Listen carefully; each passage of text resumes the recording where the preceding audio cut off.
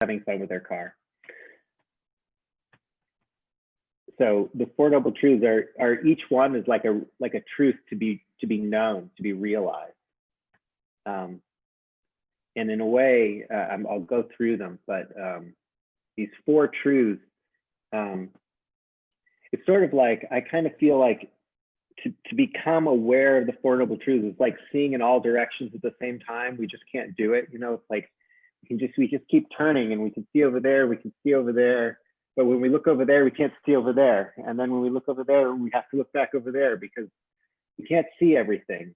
And the Four Noble Truths, I think, are like that. That they are a balanced practice. So the idea is that it's important for us to touch our wound, to touch our suffering, to be aware of the pain of life. And that's half the Four Noble Truths, is suffering and the cause of suffering. And then the other half of the Four Noble Truths is this incredible vision of the cessation of suffering, of the arising of the perfection of compassion and joy and sympathetic joyfulness for other beings and kindness, and all the full flowering of the human heart when it's set free. So like the other half is that, and it's really hard to look at all of it, so we practice being aware of, knowing the first noble truth, which is that life contains a lot of inevitable difficulty, and we can't control it. We can't control this mess of push and pull and embodiment that is deteriorating from the time we're born. And that's something that we need to practice to kind of stay in it so that we can appreciate the beauty of it. And the whole teaching is something that we sort of cycle through. So we be aware of suffering. And suffering means a lot of things. This kind of universal woundedness of humanity means a lot of things. It doesn't just mean the pain and not wanting physical pain. It also means, relying on what is unreliable, right? So like even a lot of our happiness is, not totally reliable. It doesn't, it's ephemeral. And we come to rely on it. And just that reliance is a kind of difficulty. It's a kind of suffering. And it creates a certain kind of stress. And we just know we're not, even the slowest of beings has a sense that the things they rely on are not necessarily reliable, that they come and they go. And of course, our experience is changing all the time. So even when we have all the things just right, the level at which we appreciate them sort of waxes and wanes, because all of our biological systems are changing all the time, our capacity to pay attention. I was thinking a bit about the suffering of opportunity cost. I like to couch things in different terms sometimes. And economists talk about opportunity costs, like it's this whole calculus of if you're doing one thing, you're not doing another thing. Donna Dosser reminded me yesterday that there is a very contemporary colloquial term for this, and it's called FOMO. Yeah, but FOMO, fear of missing out. But like opportunity cost is something that's sort of always there. It's like stressful to know that no matter what you're doing, you're not doing everything else that you thought you might be doing. You're just not, you're doing this. And it's like the loss of whatever benefit you could have been doing that isn't this.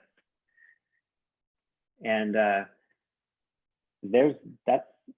that's stressful, even when you're pretty darn sure that this is the thing to do. And I want to tell you that I'm pretty happy about doing this with you right now. Like there's in general terms, I don't have any FOMO. I'm pretty happy about being with all of you tonight. And yet there is just this knowledge that the flow of decision making in every moment, like how I say something to you, and how I hold my own attention and then my own emotional sort of resiliency in this moment is full of a certain amount of opportunity cost in a certain way. Like that's my kind of neurotic, unenlightened mind, right? Like I'm always feeling a little bit not quite right. It's just, and I need to, that's me. I'm a wounded being, you know, like I'm never really sure if I'm doing at least even this thing that I'm doing right now quite right. And I can hold that in awareness. And when I hold that in awareness, I can be aware of what my difficulty relies on. And that was the second noble truth, that this stress, this discontent actually has needs. It's not self-sustaining. Like, just like everything, it has conditions within which, when those conditions cease, this nagging, this kind of hole inside my heart that's always wondering if things could be any better, or if I should be doing something different, those conditions can cease.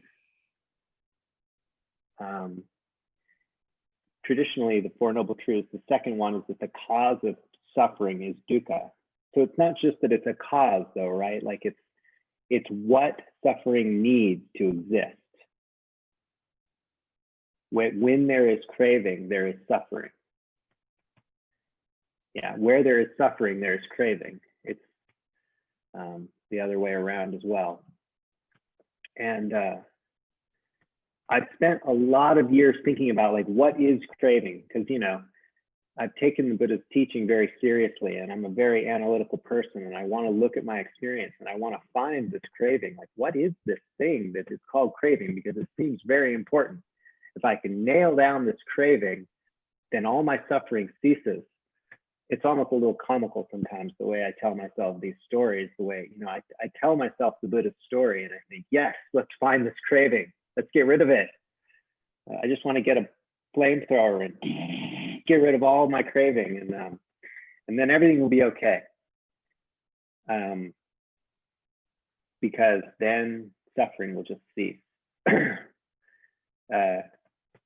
So I've been asking myself, well, where's the craving? I need to know where to point this flamethrower. And I need to isolate this craving somehow. And the more I look for craving, the more I sort of don't find, it's sort of wily. It's sort of always in the corner of my eye. And then when I turn and try and find it, it's just not there anymore.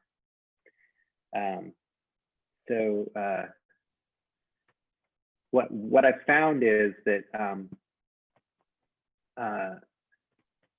it's there when I'm not looking, sort of. Yeah. So like all my worry about needing to destroy it with a flamethrower is a little bit misguided. I mean, that probably, just by using the analogy of destroying it with a flamethrower, you're probably thinking, yeah, that he's not serious. So yeah, I'm not totally serious, but craving is like, it's like allowing the world to push you around in unawareness, right? Like, so if you meet yourself, and I'm dwelling on the first and second noble truths now, but if you meet yourself as a wounded being, this is my experience. If you're aware of yourself as a wounded being, which means you're a being that wants to be happy, a being that's tender, that's doing things that make life difficult for yourself all the time, in one way or another, just by kind of just being out of alignment with how life presents itself. I mean, an example of this for me is that I have a certain kind of, I can often have a certain kind of neuroticism, even with my friends, like just kind of wondering whether or not like maybe I'm taking a little too much of their time. You know, like I get excited about things. Sometimes I want to tell my friends about them, and then sometimes they don't really want to hear everything I have to say, and that's painful. But it's also painful for me to just keep my mouth shut. And you know, there's this thing, opportunity cost, like, you know, and we all have different needs, and you know, we all have different bandwidth for hearing each other. So I'm just saying, like, it's as if the world, it's hard to figure out exactly how much to try and get out of the world, and what strategy to use.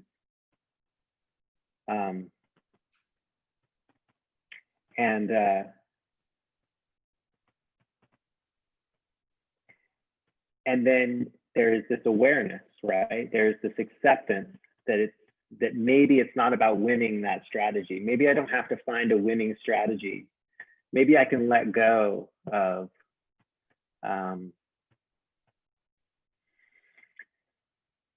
maybe I can accept the anxiousness of it, right? And I can accept that I'm wounded and that I need appreciation from other beings. And I have these different needs that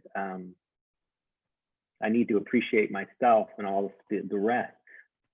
But that I can actually accept that on a certain level, those needs are never going to be met. Like, it isn't as if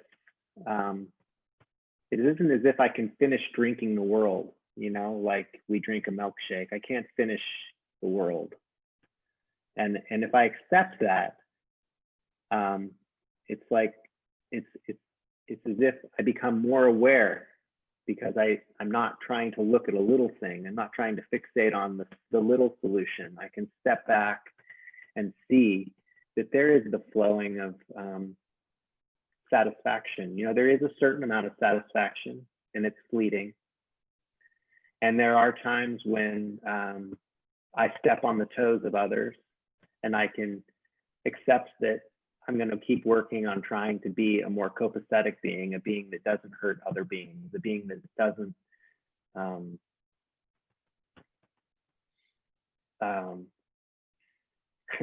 yeah, a being that doesn't irritate others. And also I can accept that that's an impossible task to fully achieve, right? I can do both things. I can stay in the uncomfortable middle, where I'm trying to both appreciate myself and others, love myself and others, and fail at the same time. And in that space, things just tend to flower. And what I find is that this thing called craving sort of ceases in this space of awareness. Like I can, when things are going well, become so interested in the process of attending to my experience that I forget that I forget FOMO. I forget that there is opportunity cost, right? I forget, I accept that there's just choosing the next thing, right? There's just choosing the next thing with love and awareness, and then choosing the next thing, and then choosing becomes seamless. And then I get lost again, and I pick myself up, I find my breath, and I choose again. And the third and fourth noble truths are really that. They really are knowing that effort is worthwhile. Like, that's the first part of the fourth noble truth. The fourth noble truth is the way. It's the Eightfold Path. And the beginning of the Eightfold Path is view. It is holistic view. It is this view that is correlated with the way things actually are. And that view is that things matter. It means that even though this thing of opportunity cost is not quite the way the world is, you just choose with awareness and choose with awareness. And that those choices are important. That the things you say to your friends and loved ones, the things you say when you're irritated with somebody, are really important. They matter. It matters to sit in meditation and cultivate loving kindness. This is the view. And that view sort of goes into the second the second part of the Fourth Noble Truth, which is holistic or right intention. So you have the view, and within that view, you say you have an intention to keep acting in ways that have good effects, and you keep checking. So with awareness, you start observing your intentions and having actions that align with your intentions, and you look for ways to have your mind be awake, be loving, be kind. You look for ways to place your mind and your body and your experience in situations that don't give rise to pettiness, to jealousy, to hatred. This is the right effort. Yeah, this is, which is, I think, the fifth one, but I feel like it's very important. And that right effort results in, when correlated, it results in looking at the way you sustain yourself in the world that causes non-harm. So that's right livelihood. It's looking for a way to be in the world and be sustained in the world that causes less harm. And that's in your communication, in your action, and in the way you make your money and your living. And then in all of that, there is this awareness, this mindfulness. That encompasses your view.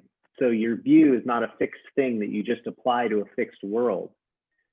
You allow your view to arise in awareness.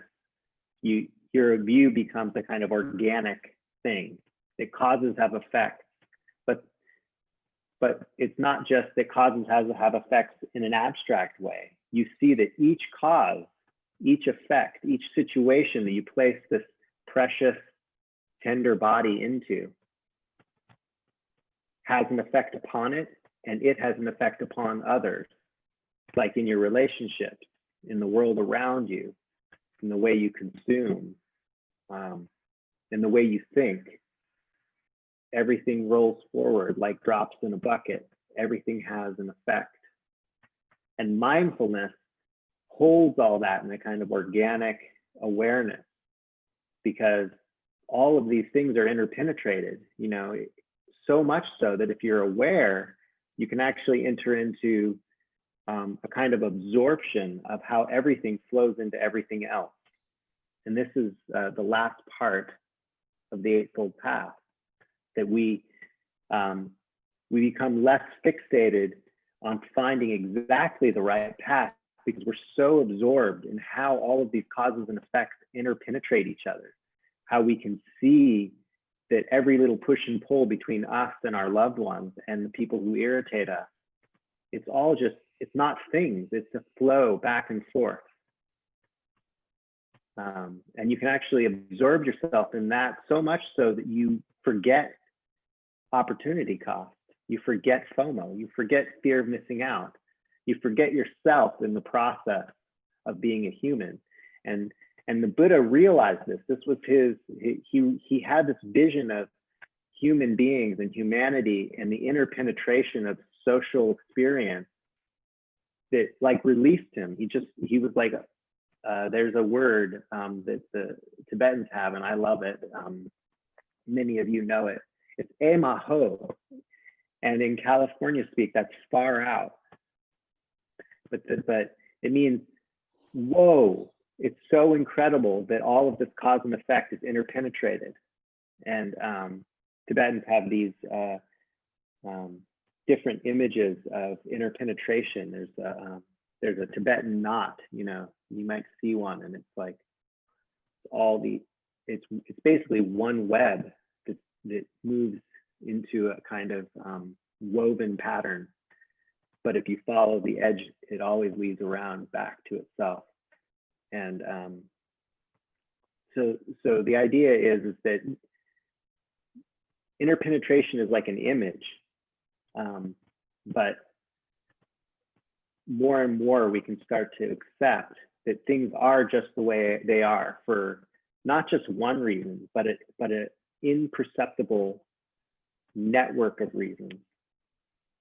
It's not just you. Everything you do is important, and it's not your fault. It both is important that you make decisions, and those decisions are like gifts. The fact that you can make a decision is because of so many other decisions both you and many other beings have made. And the fact that you fail at making decisions that you thought you should have made also is not just you. It's you and all other beings interpenetrated together. We fail and we succeed together. And like the Eightfold Way is a way for us to accept that we can act in the world together and receive the world as a gift, but also know that it's not just on us, right? Like, I was thinking about this notion of opportunity cost, and this is how it's defined in this economics journal. The loss of benefit that could have been had if a given choice had not been made. The loss of benefit that could have been had given a choice had not been made. So what I kind of realized in that is that, like, it made me have this vision of value. Like, this is probably totally delusional, but there's this idea in my mind that, like,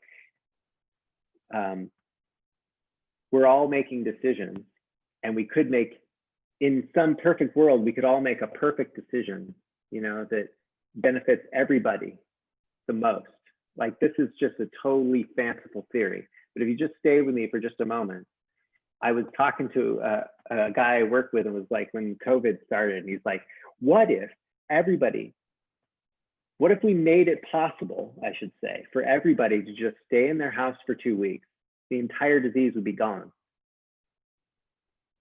Like, all it would take is everybody in the entire country stayed at home for 2 weeks, and that's it. And we made it possible. So we, like, made sure everybody could get enough food for 2 weeks.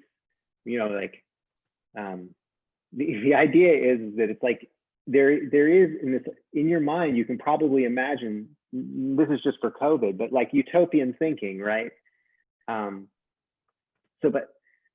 it's not totally fanciful that we as a society or as a world could figure out how to get everybody to just stay at home for 2 weeks. Like, it seems like that could be possible, and yet that's never going to happen. Like, that just doesn't happen. So when you think about opportunity costs in those terms, like, you could think, oh my gosh, the amount and value of what we're missing out on is like infinite, right? Like the infinite power of decision making, that can cause somebody to be kind of depressed, I think, might. But for me, it's the idea is that there is an infinite potential to us as individuals opening up to awareness and making decisions that benefit ourselves and others. And you may have seen some of these videos, like on YouTube, where like somebody does a little thing where like one person does a little good thing, and then that leads to another person doing another good thing, and then that leads to another person doing another good thing, and then there's like this unfolding of dominoes where like all these good events are happening everywhere. And that I don't know if you've seen this, but I saw a video like that. It was really well done, and it all started with somebody like helping an older person who was having trouble walking across the road, you know. And then one thing beget another thing, and it is kind of like that. I think that we can view the world as potentially like this incredible wellspring of potential. We can view the world that way, and I think it's valuable to view the world that way. And I think that's what the Buddha is inviting us to do, and that the Eightfold Path is is like that. It's saying, you know, there is infinite potential in all of us, especially together. And if we just start feeling like we all matter, if we start acting like we all matter, all of us matter. So that's all I have to say about the Four Noble Truths. I'm going to say them one more time. There's the first truth, which is that there is dukkha. We are wounded. We rely on what's unreliable. We have stress. Life contains inevitable difficulty. The second noble truth is that our experience of difficulty in life, our stress and our suffering, have causes and effects that are within our capacity to be aware of, within our capacity to attend to. That's the second noble truth. And the third noble truth is that when those causes and effects are attended to in such a way that they aren't effectual, suffering will cease. Yeah, and what's left is loving kindness, compassion, awareness, energy, love for each other, and that there is a way for us to make that happen. And it's very, very optimistic, this Buddha's teaching. So thank you all, and listening to me go on about this lovely subject that I really appreciate. So thank you to all the Buddhas who point the way to cessation of suffering. And I hope you have a good week, and we'll see you all soon, hopefully.